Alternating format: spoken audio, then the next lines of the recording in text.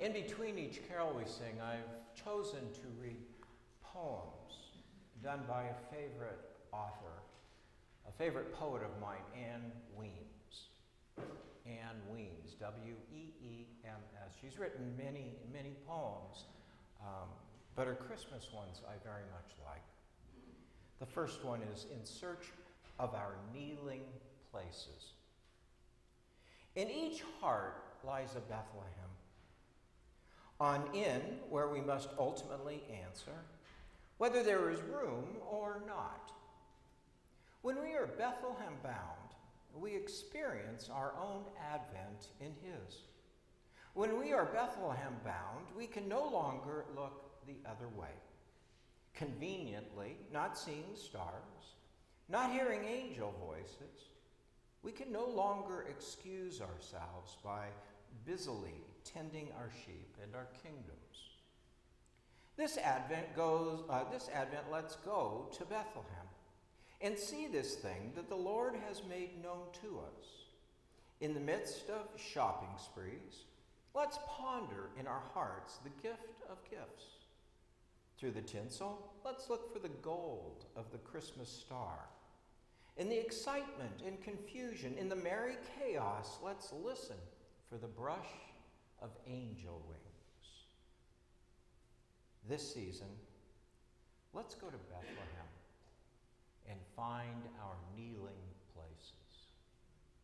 Seems appropriate that maybe we sing O Little Town of Bethlehem. Do you have a number? I'm working. 133. There we go.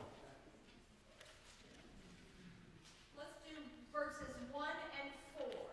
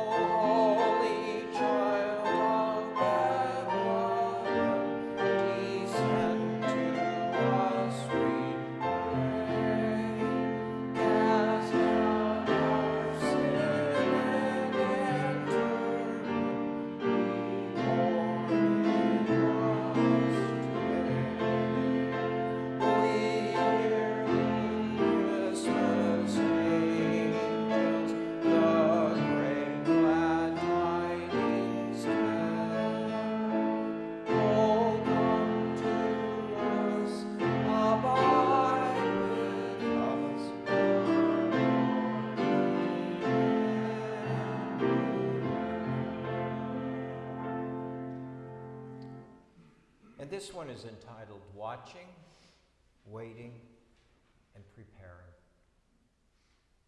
Our God is the one who comes to us in a burning bush, in an angel song, in a newborn child.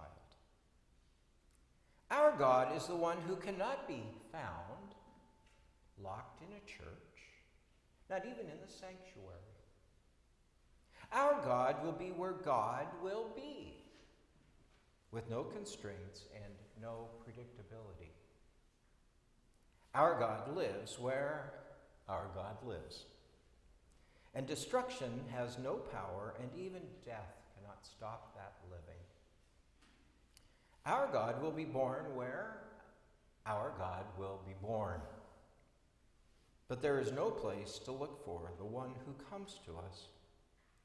When God is ready, God will come, even to a God-forsaken place like a stable in Bethlehem. Watch, for you know not when God comes. Watch that you might be found whenever, wherever.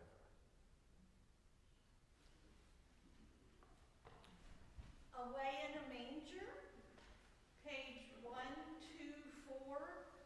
Let's do the first and third stanzas.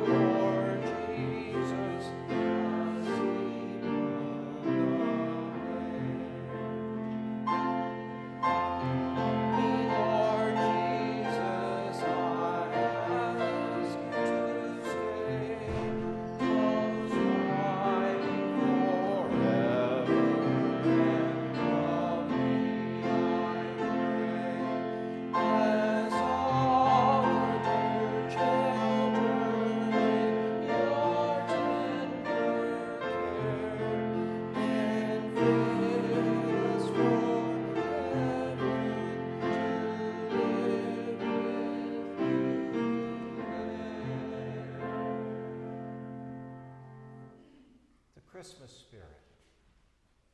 The Christmas spirit is that hope which tenaciously clings to the heart of the faithful and announces in the face of any Herod the world can produce, and all the indoors slammed in our faces, and all the dark nights of our souls, that with God all things are possible, and that even now unto us a child is born.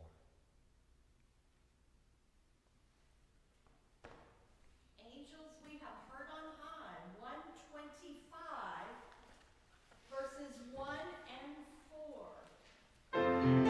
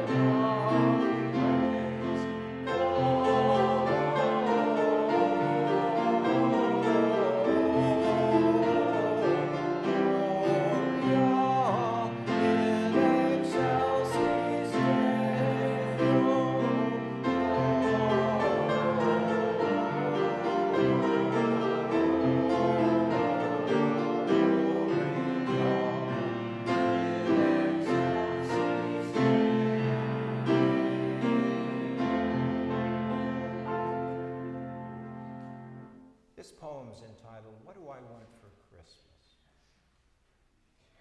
What do I want for Christmas? I want to kneel in Bethlehem. The air thick with alleluias, the angels singing that God is born among us. In the light of the star, I want to see them come. The wise ones and the humble. I want to see them come bearing whatever they treasure to lay at the feet of the one who gives us life. What do I want for Christmas? To see in that stable the whole world kneeling in thanks for a promise kept. New life, for in this nativity we find ours.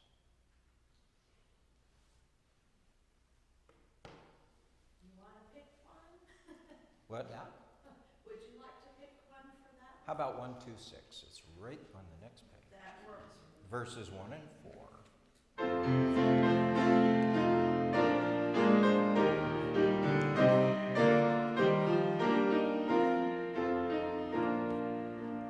Angels from the realms of glory,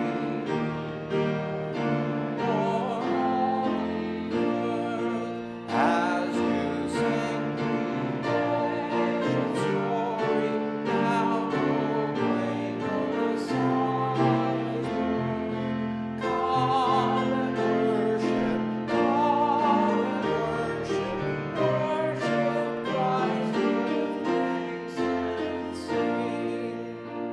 Saints before the altar bending, watching on in hope and fear.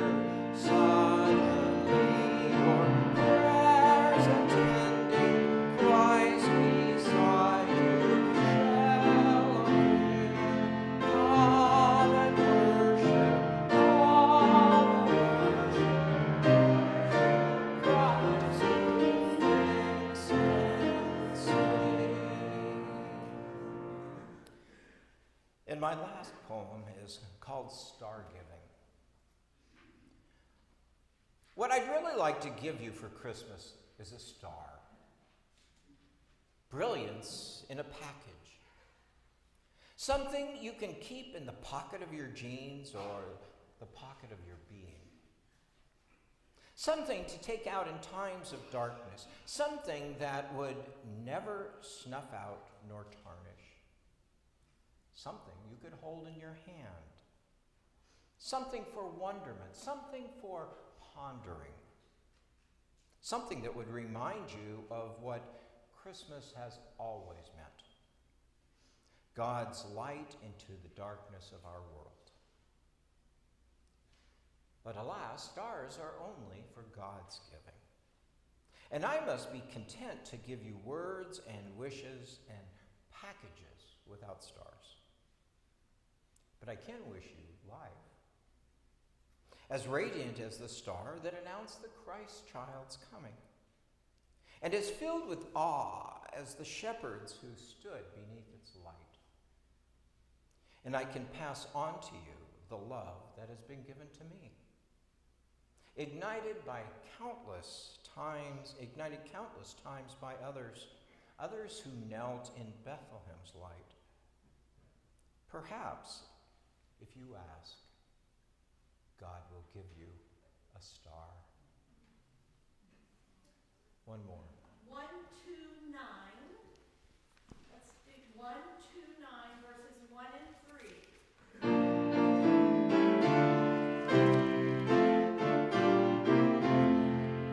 Good Christian friends, rejoice with heart and soul and voice. Now give heed to what we say. Jesus Christ is born today. Oxen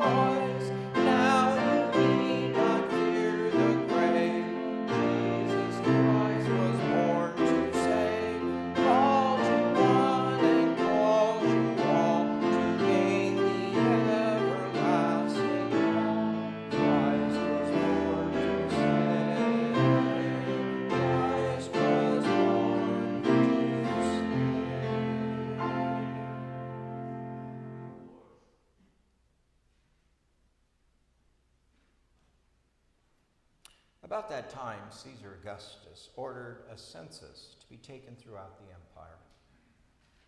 This was the first census when Quirinius was the governor of Syria. Everyone had to travel to his own ancestral hometown to be accounted for. So Joseph went from the Galilean town of Nazareth up to Bethlehem in Judah, David's town, for the census. After all, he was a descendant of David. He had to go there. So he went with Mary, his fiancée, who was at that time pregnant. While they were there, the time came for her to give birth, and she gave birth to a son. It was her firstborn. And she wrapped him in a blanket and laid him in a manger because there was no room in the hospital. Luke is my absolute favorite gospel. Mark and John have no birth narratives at all. And Matthew likes the wise men, and Luke likes the shepherd. But I like Luke a lot. He's the best writer of the four. I mean, his literary skills in Greek way surpass Mark. And he is very careful in what he writes. The details when you read that gospel are significant. He paints a picture. He wants you to experience it. And he wants you to know what's taking place. It's not just a story for him, it's an event. It's an immersion in something unique that's taking place. And one of the things he does, because the gospel writers don't just ramble, they have an agenda. They have a specific theme behind their stories from start to finish. You know, when you see somebody sees a car accident, if there are four people, you have four different perceptions, right? The Gospels are the same way. We have four texts that recall and relate to us who Jesus was, what his life was about, and what it meant to them, but from their perspective. And so Matthew talks at Christmas about the wise men, the Gentiles. And Joseph is emphasized, not Mary. And Joseph is told to be righteous. And Matthew ends his gospel the same way. He says, go into all the world. His story is about not just Israel and the Jewish people, but the immense gift of salvation that God has for all people. Luke, on the other hand, Luke is about the outcast, the forgotten, the underdogs of his society, which were probably about 90-some%, if we're honest. So Luke has the shepherds. Luke talks about a 14-year-old woman who is pregnant in a society where that is almost a death sentence. Luke talks about women a lot. They take front and center. It is they who are raised up, like the shepherds, you know, they are the bottom of the caste system. Women were property in those days. And Luke says, no, they aren't. They're something more, which, of course, Jesus clearly does. This, the Syrophoenician woman and so many stories related to women. And he tees up this birth story of Jesus in an interesting way also that I think we need to reflect on these days. He says that at that time, Caesar Augustus, Julius Caesar's adopted inheritor of the power of Rome. And remember, Rome was the mightiest, largest, grandest empire in human history at that time, stretching all the way from Scotland down into the far Middle East. It stretched there, when they say the world, Rome ruled the world that they knew. And so Luke tees up right here the most powerful person in the world. And you have images, if you think about it, of the throne rooms, of the mighty soldiers and large armies and all the pomp and circumstance that goes with it. And then he contrasts that in a magnificent way with this child who can't even find a place for the night. You know, the contrast is amazing. It's not a contrast between good and evil. It's a contrast between power as the world sees it and power as God would use it. It's an amazing thing when you think about it. Caesar in all his glory, and just for information's sake, in those days, Caesar was called the Son of God. It was a title that was known for him. He was considered a deity. In fact, many of the titles that we give to Jesus or the early church took and placed upon Jesus are very, very similar to the titles they used for Caesar. So intentionally, I think Luke says, look, friends, what you have here is a contrast of the way the world functions and the way God would have it function. And it's anti-cultural. I mean, it's like swimming upstream. It's almost always backwards, where as a soldier carries a sword, Jesus says, and a little child shall lead them. Whereas power in the world is about killing others, Jesus says, pick up your cross and follow me. Are you willing to die on my behalf? Where Caesar was about giving taxes, the message of Jesus was about giving our souls. That the whole Christmas story is about us and not the way the world tells us we should be or the way the world has raised us to be and think. You know, we have to be honest. We think this way because that's the way it's always been. And yet the power of the gospel is that there is another way. There's a different way. But it's not a way that is easy to follow, believe in, or trust. And in the end, it's not a way that a lot of people choose to go. The wise men in Matthew, you know, there's that end phrase that when the wise men come, and, you know, they have that same journey, and they confront the power of the time. It wasn't a Caesar, it was Herod the Great. And when these wise men, who are not Jewish, come from afar, they go to Herod, who's supposed to be the king of the Jews, and they say, where is this Messiah born? Herod doesn't have a clue. He's the most powerful person in that region, and he doesn't have a clue. The world misses it so often. We miss it.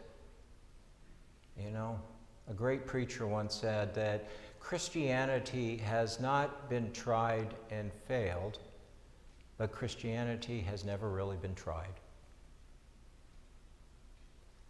The wise men departed, Matthew tells us, a different way.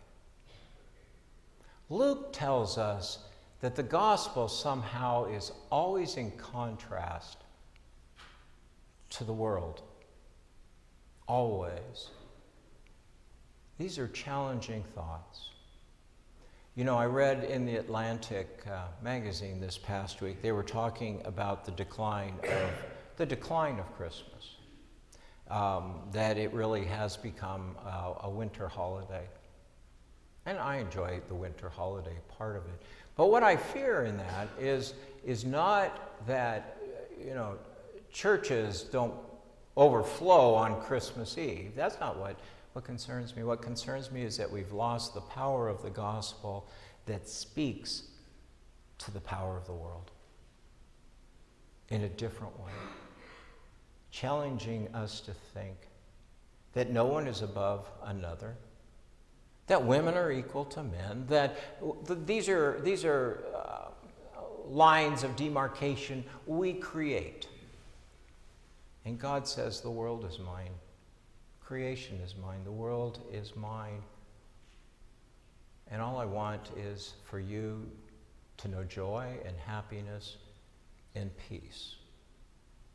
That's the way it was always intended to be.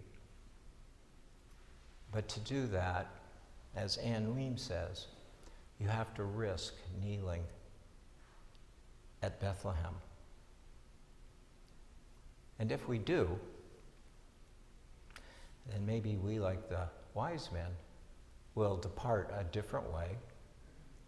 And we, like the shepherds, will leave praising God for the possibilities of every day.